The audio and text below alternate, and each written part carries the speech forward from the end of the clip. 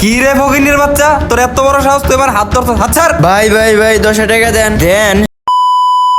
অনেকদিন পরে নবীনগর আসা হইলো। হরে মামা, অরিজিনালি অনেকদিন পরেই আসলাম।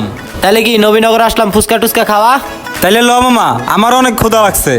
চল মামা, শোন আমার না একটু চাপছে, তুই একটু সামনে আওগা, আমি একটু ক্লিয়ার করে আসি। আচ্ছা যা। ভাই ভাই ভাই 10 টাকা দেন না ভাই, আমি কিছু খাই নাই ভাই, সকাল থেকে না খেয়ে আছি ভাই, দেন দেন না ভাই, এরকম করেন। কি রে ফকিনের বাচ্চা, তোর এত বড় সাহস, তুই এবার হাত ধরছ? হাত ছাড়। ভাই ভাই ভাই 10 টাকা দেন দেন, সকাল থেকে কিছু খাই নাই ভাই, দেন। তোর মতো পোলা পাইন আমার সব জানা আছে, সরেন থেকে। আরে কি হইছে কি হইছে?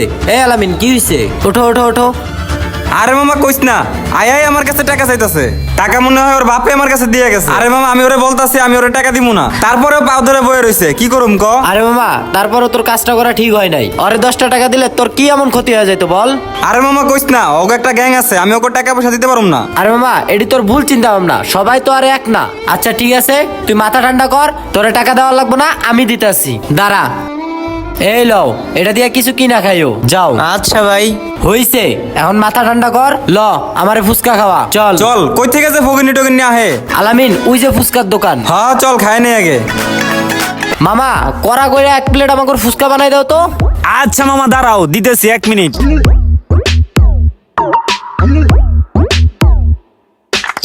এই যে মামা, আপনাকে ফুচকা হয়ে গেছে, এই যে লন। আচ্ছা মামা দেন, বন্ধু ল। দে আগে খায় নই। সেই মজা। সেই মজা, খায় নে আগে। মামা, ফুচকাটা কিন্তু অনেক সুন্দর হইছে। কয়টা বিল হইছে মামা? মামা আপনাকে বিল হয়েছে 70 টাকা। এই যে লন মামা আপনার বিল। আমার কাছে 30 টাকা ভাঙতি নাই। আরে মামা 30 টাকা দেওয়া লাগবো না, এটা তোমার বকশিস। কিরে মামা, এটা তুই কি করতাছস? কেন, কি হলো আবার, কি করলাম? 30 টাকা তুই বকশিস দিয়ে দিতাছস, তোর ক্ষতি হইব না? আরে তুই কি কইতেছস মানুষজনের সামনে? মামা আমাকে কত সুন্দর করে ফুচকা বানা খাওয়াইলো, তাই আমি হারে খুশি হয়ে 30 টাকা বকশিস দিলাম। ও মামা, তোরে এত সুন্দরভাবে ফুচকা বানায় খাওয়ালো দেখা মামারে তুই খুশি হয়ে 30 টাকা বকশিস দিলি? তুই মামারে বকশিস দে, এটাতে আমার কোনো সমস্যা নাই। আমার সমস্যা হইতাছে এইটাই যে রাস্তার অনাথ একটা বাচ্চা তোর কাছে 10টা টাকা ভিক্ষা চাইলো, হাত পাতলো, তুই ওর লগে কি আচরণটা করলি? আমি তোরে বলতাছি না তুই মামারে বকশিস দিবি না, তুই দে।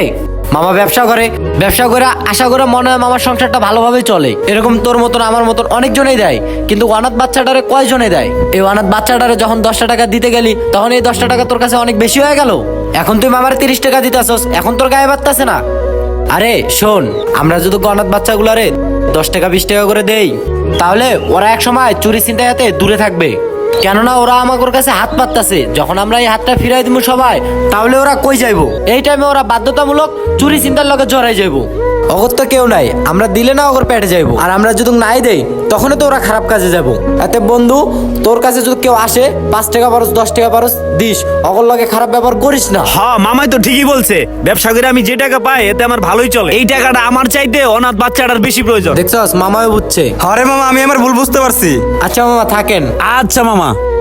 রাস্তার অনাথ শিশুদের জীবনে প্রতিটি মুহূর্তে একটি লড়াই, তাই তাদের সাথে অন্যায় অবিচার করবেন না। প্রয়োজনে সহানুভূতি এবং ভালোবাসার হাত বাড়িয়ে দিবেন। ধন্যবাদ।